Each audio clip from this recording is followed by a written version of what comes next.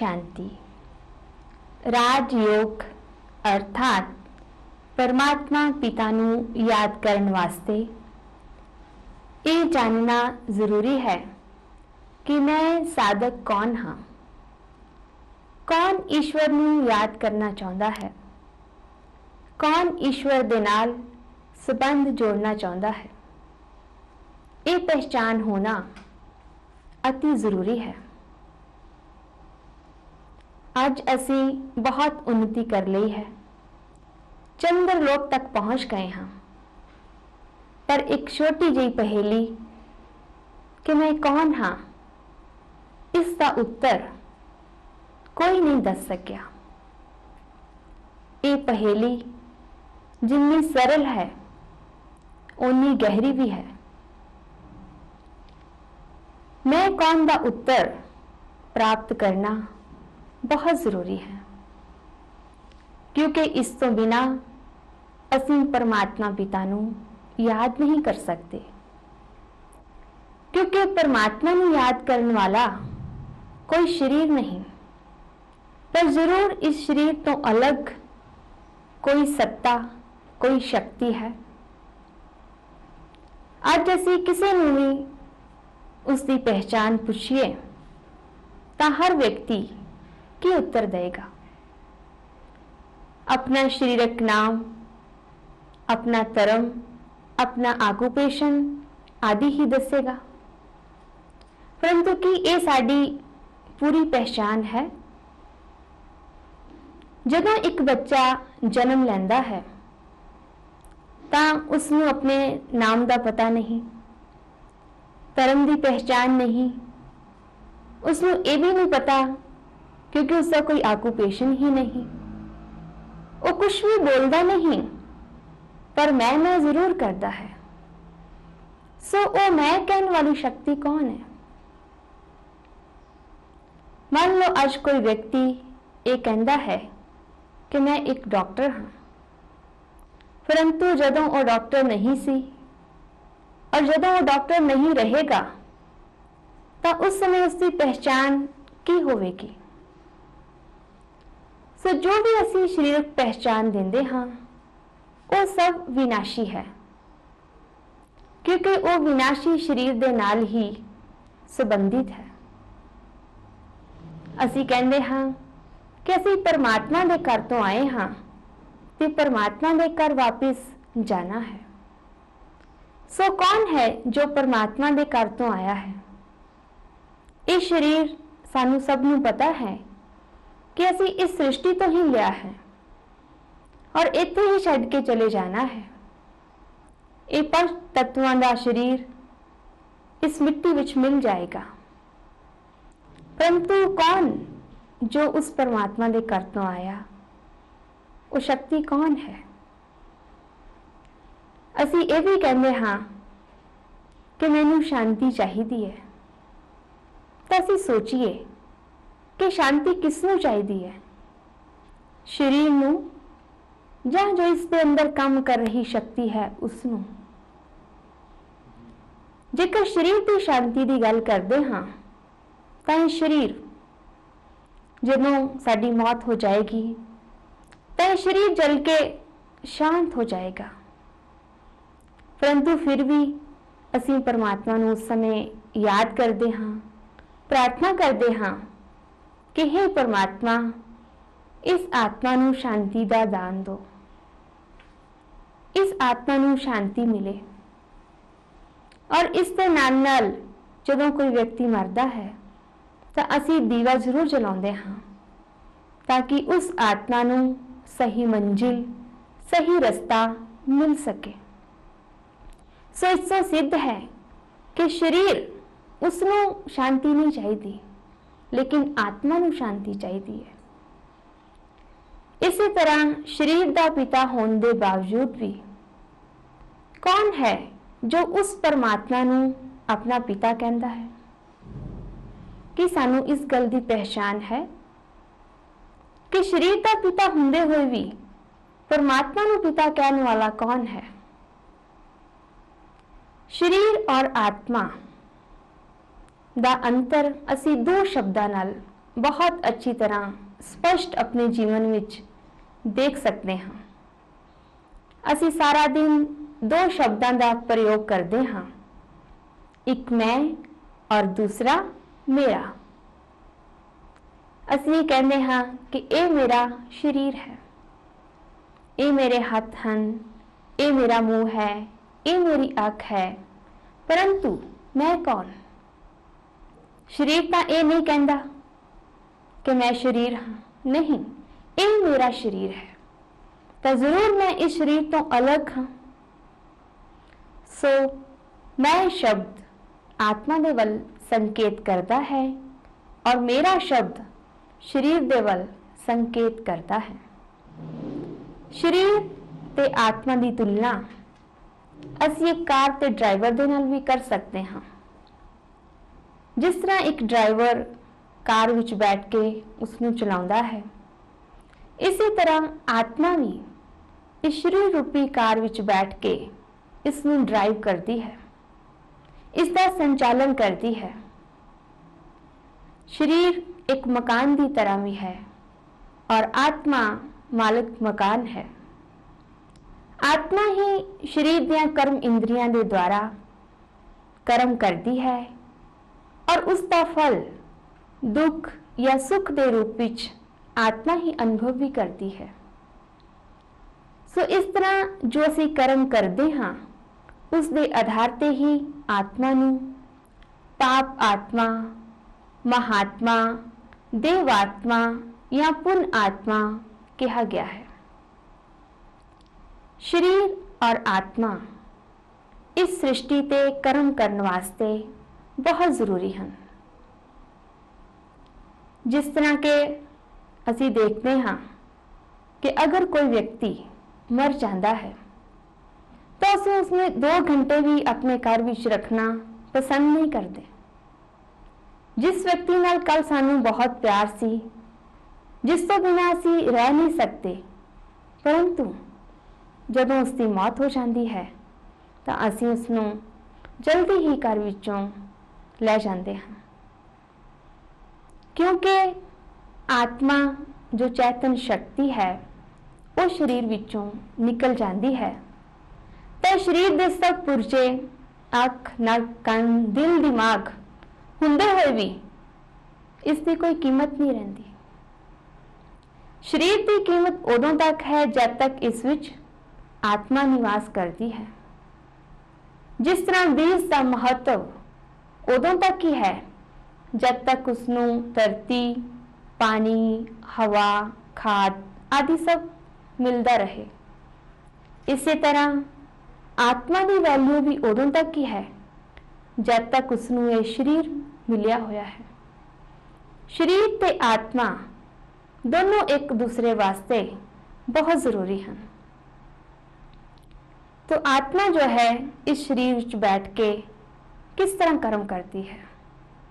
वैसे तो ਅਸੀਂ सब जानते हैं कि आत्मा वास्ते ये भी कहा गया है कि आत्मा अजर, अमर, अविनाशी है, सत, चित, आनंद स्वरूप है। आत्मा ना ते तलवार नाल कट्टी जा सकती है, आत्मा ना पानी नाल गिल्ली हो सकती है, ना ही आत्मा नू अग नाल जलाया जा सकता है और ना ही हवा नाल सुखाया जा सकता है। आत्मा अविनाशी है और शरीर नाशवान है। आत्मा चेतन है और ये शरीर जड़ है। सो शरीर और आत्मा दोवें एक दूसरे दे पूरक हैं। जेकर शरीर नहीं तो आत्मा कुछ नहीं कर सकती और जे आत्मा नहीं तो इस शरीर की भी कोई वैल्यू नहीं। सो असीं देखांगे कि आत्मा किस तरह कर्म करती है और आत्मा का रूप भी की है। जिस तरह एक बच्चे की पहचान उसके माता पिता ही दे सकते हैं, वो बच्चा खुद नहीं दे सकता, इसी तरह आत्मा की पहचान में सर्वशक्तिवान परमात्मा ही दे सकते हैं। आत्मा इन अखां नाल नहीं देखी जा सकती, लेकिन आत्मा का रूप बहुत महीन सूक्ष्म है। ਆਤਮਾ ਦਿਵਯ ਜੋਤੀ ਬਿੰਦੂ ਦੀ ਤਰ੍ਹਾਂ ਹੈ। ਜਿਸ ਤਰ੍ਹਾਂ ਆਕਾਸ਼ ਵਿੱਚ ਸਿਤਾਰੇ ਚਮਕਦੇ ਹਨ, ਇਸੇ ਤਰ੍ਹਾਂ ਆਤਮਾ ਵੀ ਇਸ ਸਰੀਰ ਵਿੱਚ ਇੱਕ ਜੋਤੀ ਬਿੰਦੂ ਦੀ ਤਰ੍ਹਾਂ ਮਸਤਕ ਵਿੱਚ ਬੈਠ ਕੇ ਆਪਣਾ ਸਾਰਾ ਕੰਮ ਕਾਜ ਕਰਦੀ ਹੈ। ਆਤਮਾ ਦੀਆਂ 3 ਸ਼ਕਤੀਆਂ ਹਨ ਜੋ ਆਤਮਾ ਦੀ ਚੇਤਨਤਾ ਦਾ ਆਧਾਰ ਹੈ। ਉਹ 3 ਸ਼ਕਤੀਆਂ ਹਨ ਮਨ, ਬੁੱਧੀ ਤੇ ਸੰਸਕਾਰ। ਮਨ ਆਤਮਾ ਦੀ ਵਿਚਾਰ ਕਰਨ ਦੀ ਸ਼ਕਤੀ ਦਾ ਨਾਮ ਹੈ। ਮਨ ਦੇ ਦੁਆਰਾ ਅਸੀਂ ਸਾਰਾ ਦਿਨ ਕੁਛ ਨਾ ਕੁਛ ਸੋਚਦੇ ਹਾਂ, ਕਲਪਨਾ ਕਰਦੇ ਹਾਂ ਜਾਂ ਫਿਰ ਕੋਈ ਨਾ ਕੋਈ ਵਿਚਾਰ ਬਣਾਉਂਦੇ ਹਾਂ। ਪਰ ਮਨ ਦੀ ਜੋ ਗਤੀ ਹੈ ਉਹ ਬਹੁਤ ਤੇਜ਼ ਹੈ। ਮਨ ਬਹੁਤ ਮਹੀਨ ਸੂਖਮ ਸ਼ਕਤੀ ਹੋਣ ਦੇ ਕਾਰਨ ਉਹ ਸਮੇਂ ਤੇ ਸਥਾਨ ਦੀ ਸੀਮਾ ਤੋਂ ਪਰੇ ਹੈ। ਮਨ ਜਦੋਂ ਜਿੱਥੇ ਪਹੁੰਚਣਾ ਚਾਹੇ 1 ਸੈਕਿੰਡ ਵਿੱਚ ਪਹੁੰਚ ਸਕਦਾ ਹੈ। ਇੱਕ ਤੇਜ਼ ਰਾਕਟ ਦੀ ਤਰ੍ਹਾਂ ਹੈ। ਮਨ ਵਾਸਤੇ ਹੀ ਕਿਹਾ ਗਿਆ ਹੈ ਕਿ ਉਹ ਪ੍ਰਕਾਸ਼ ਔਰ ਆਵਾਜ਼ ਦੀ ਗਤੀ ਤੋਂ ਵੀ ਤੇਜ਼ ਹੈ। और कई लोग ये भी कहते हैं कि मन बड़ा पापी है, मन बड़ा चंचल है। पर नहीं, मन हमेशा बुरा नहीं। ये मन वास्ते ही तो कहा गया है कि मन जीते जग जीत। सो मन में जित्या भी जा सकता है, मन पे असी कंट्रोल भी कर सकते हैं, पर इस वास्ते मन में दमन नहीं करना। कुछ लोग ये सोचते हैं कि ਅਸੀਂ कुछ सोचिए ही नहीं, परंतु जिमें ਅੱਖਾਂ ਦਾ ਕੰਮ देखना है उसे तरह मन ਦਾ ਕੰਮ है सोचना। परंतु आत्मा इस मन ਦੀ मालिक है और जिस तरह चाहे अपने विचारों ਨੂੰ बदल सकती है। सो मन पापी नहीं है, लेकिन मन ਨੂੰ कंट्रोल करना आत्मा ਦੇ हथ ਵਿੱਚ है। मन ਤਾਂ ਉਸਦਾ ਮੰਤਰੀ है, आत्मा एक राजा की तरह है।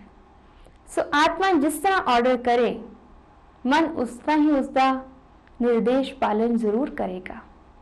परंतु ये प्रैक्टिस ना होने के कारण अज असी मन नू बुरा भला कहते हाँ और खुद में समझते हाँ कि मैं तो बिल्कुल ठीक हाँ। सो मन के द्वारा असी सोचते हाँ, अच्छा भी सोचते हाँ, बुरा भी सोचते हाँ। सोचने तो बाद ਅਸੀਂ ਕੋਈ ਵੀ ਗੱਲ ਦਾ ਜਦੋਂ ਫੈਸਲਾ ਕਰਦੇ ਹਾਂ ਤਾਂ ਆਤਮਾ ਦੀ ਦੂਸਰੀ ਸ਼ਕਤੀ ਬੁੱਧੀ ਫੈਸਲਾ ਕਰਦੀ ਹੈ। ਬੁੱਧੀ ਜੋ ਹੈ ਉਹ ਸਾਡੀਆਂ ਜੋ ਵੀ ਰੁਚੀਆਂ ਹਨ ਜਾਂ ਸਾਡੀਆਂ ਜੋ ਭਾਵਨਾਵਾਂ ਹਨ ਉਹਨਾਂ ਨੂੰ ਅਨੁਭਵ ਕਰਦੀ ਹੈ। ਆਤਮਾ ਬੁੱਧੀ ਦੇ ਦੁਆਰਾ ਕੁਝ ਵੀ ਯਾਦ ਕਰਦੀ ਹੈ, ਗਿਆਨ ਨੂੰ ਆਪਣੇ ਜੀਵਨ ਵਿੱਚ ਧਾਰਨ ਵੀ ਕਰਦੀ ਹੈ। सो बुद्धि एक जज की तरह है। जिस तरह असी देखते हाँ कि जज 2 वकीलों का फैसला सुन के अपनी जजमेंट देता है, इस तरह बुद्धि भी मन के अच्छे और बुरे दोनों विचारों को सुन के अपना फैसला देवेगी कि की करना है ते की नहीं करना। उस तो बाद असी कर्म कर लेंदे हाँ। वो कर्म करने की जो शक्ति है वो संस्कार कहलाती है। जो असी कर्म करते हाँ उसका प्रभाव आत्मा के उत्ते पै जाता है, तो प्रभाव जो है वो आत्मा अपने नाल लेके जाती है, जो संस्कार के रूप विच साडे जीवन विच दिखाई देता है। साडियां जो आदतां हन, साडे जो सुभाव हन, वो साडे संस्कारां दा एक समूह है जिस दे आधार ते साडे विचार चलते हैं। संस्कार भी 3 तरह के हैं। एक संस्कार वो हैं जो असी पिछले जन्म तो लैके आते हैं। दूसरे संस्कार वो हैं जो असी अपने माता पिता तो वातावरण तो लेंदे हैं।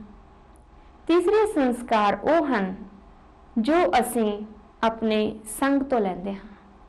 इसलिए कहा जाता है कि संग का रंग आत्मा नू जरूर लगता है।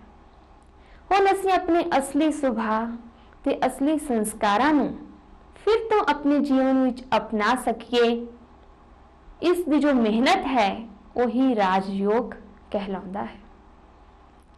आत्मा ਦਾ रूप ਤਾਂ दिव्य ज्योति बिंदु ਦੀ ਤਰ੍ਹਾਂ ਹੈ, परंतु आत्मा इस शरीर ਦੇ ਵਿੱਚ ਕਿੱਥੇ ਨਿਵਾਸ ਕਰਦੀ ਹੈ? आत्मा इस शरीर ਵਿੱਚ दो ਅੱਖਾਂ ਦੇ ਵਿਚਕਾਰ मस्तक ਦੇ ਵਿੱਚ ज्योति बिंदु की तरह विराजमान है। इस वास्ते ही कहा गया है कि मन तो ज्योत स्वरूप है, अपना मूल पहचान। ये जो तीसरा नेत्र आत्म अनुभूति की जो निशानी है वो भी मस्तक विच ही दिखाया गया है। योगी लोग इसनू आज्ञा चक्र भी कहते हैं और इसनू ही 10वां द्वार भी कहा गया है। सो आत्मा एक ज्योति बिंदु मस्तक दे विच बैठ के शरीर रूपी कर्म इंद्रियां नूं कंट्रोल करती है। जिस तरह एक ड्राइवर एक गड्डी नूं चलाउंदा है, इस तरह आत्मा अखां द्वारा देखती है, मुख द्वारा बोलती है, हत्थां द्वारा कर्म करती है ते पैरां द्वारा चल के किते भी जा सकती है। परंतु जदों ये आत्मा निकल जाए तां शरीर मुर्दा हो जाता है। सो असी अपने आप नूं एक आत्मा समझ के जदों कर्म करते हाँ तो साडे कर्म भी श्रेष्ठ होंगे, क्योंकि कहा गया है कि आत्मा जो है सब दे अंदर इक्को जी है। सो जदों असी खुद नूं आत्मा समझांगे और दूसरे नूं भी आत्मा ही देखांगे तो साडे मन दे विच कदी भी कोई बुरा भाव पैदा नहीं हो सकता। सो असी कित्थों आए हाँ ते कित्थे जाना है, ये जानना भी आत्मा वास्ते अति जरूरी है।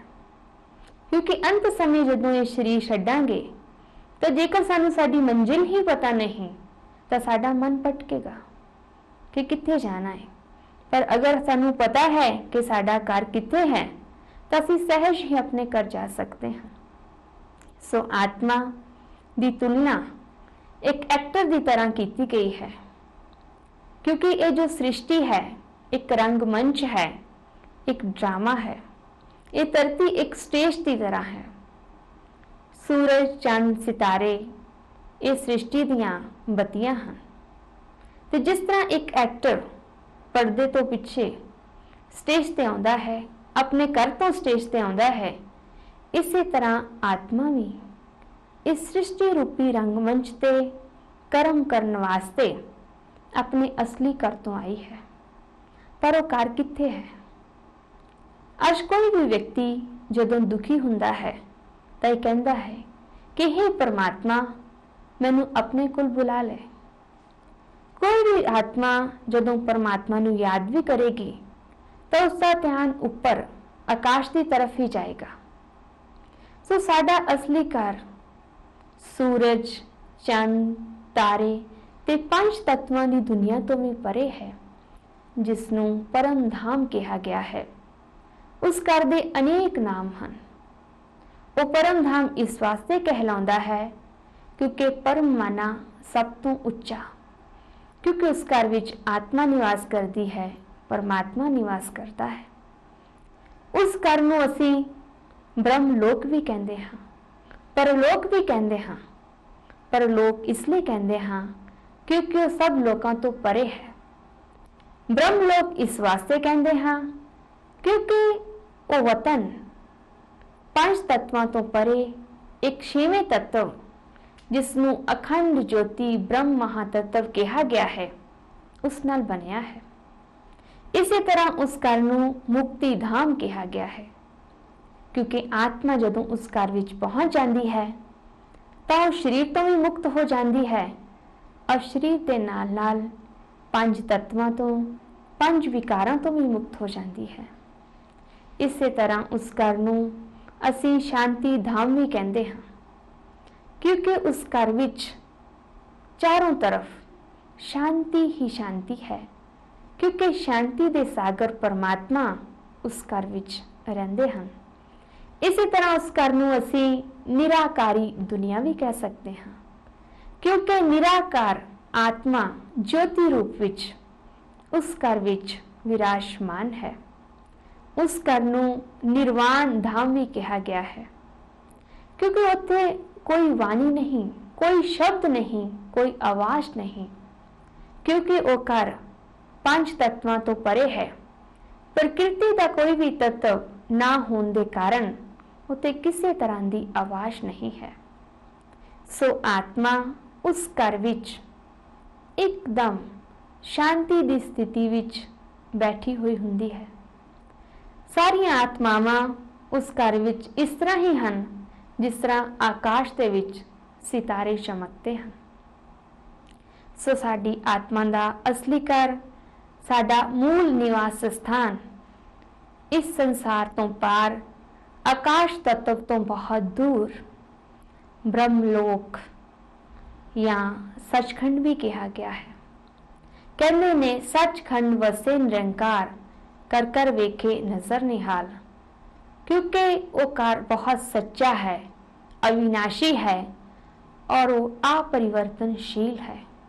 उस कार विच कोई परिवर्तन नहीं हो सकता, क्योंकि वो कोई स्थूल सृष्टि के पांच तत्वां नाल बनिया हुआ नहीं है, लेकिन छेवां तत्व जो कभी नहीं बदलता, उस तत्व नाल बनिया हुआ वो घर है।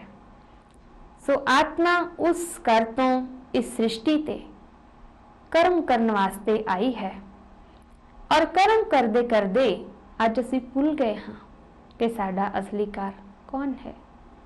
सो फिर तो सानू परमात्मा याद दिलाने वास्ते आए हैं कि बच्चे, इस सृष्टि मुसाफिर खाना है, असी इस सृष्टि ते मेहमान भी हाँ।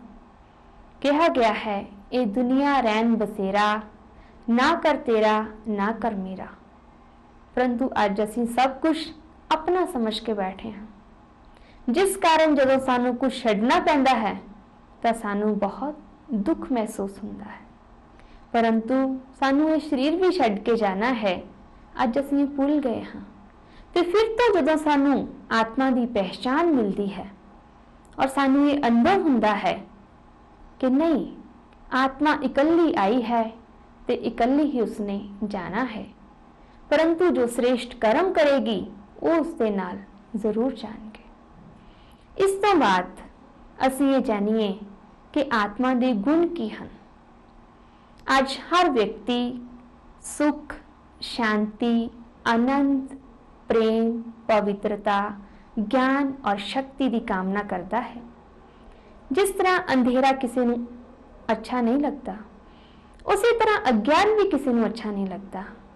हर आत्मा ज्ञान चाहती है, और जदों उसनू अपने आप की खुद की पहचान हो जाती है तो उसके जीवन विच पवित्रता भी आ जाती है, और पवित्रता आने दे नाल सुख, शांति, प्रेम और आनंद की अनुभूति होने लगती है।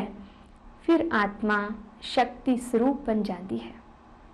आज चाहे कोई व्यक्ति चोर है, या डाकू है, या लुटेरा है, परंतु वो भी की चाहेगा कि मेरे जीवन में सुख शांति होवे, क्योंकि ये आत्मा का स्वाभाविक गुण है। मूल रूप विच आत्मा ज्ञान स्वरूप, पवित्र स्वरूप, शांत स्वरूप, शक्ति स्वरूप, आनंद स्वरूप, प्रेम स्वरूप और सुख स्वरूप है।